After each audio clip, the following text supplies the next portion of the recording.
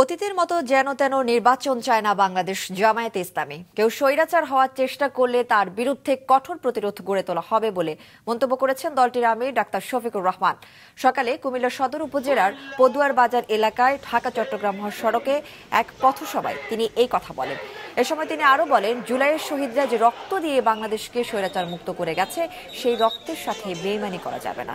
পথসভায় তিনি আরো বলেন, সম্প্রতি কিছু রাজনৈতিক দলকে দেখা যাচ্ছে তারা ক্ষমতা যাওয়ার আগে দখল ও লুটপাট শুরু করেছে, তাদের সংযত হয়ে যাওয়ার আহ্বান জানান তিনি। আমরা যেন তেন কোনো নির্বাচন চাই না। বাংলাদেশে বিভিন্ন জায়গায় ইদানিং রাজনীতির নামে যে অপকর্ম আর উৎপাত আমরা লক্ষ্য করছি, আমরা সংশ্লিষ্ট দলগুলোকে বলবো, সাবধান হন, নিজেদেরকে সামলান, নইলে জনগণই আপনাদেরকে সামলিয়ে দেবে ইনশাআল্লাহ।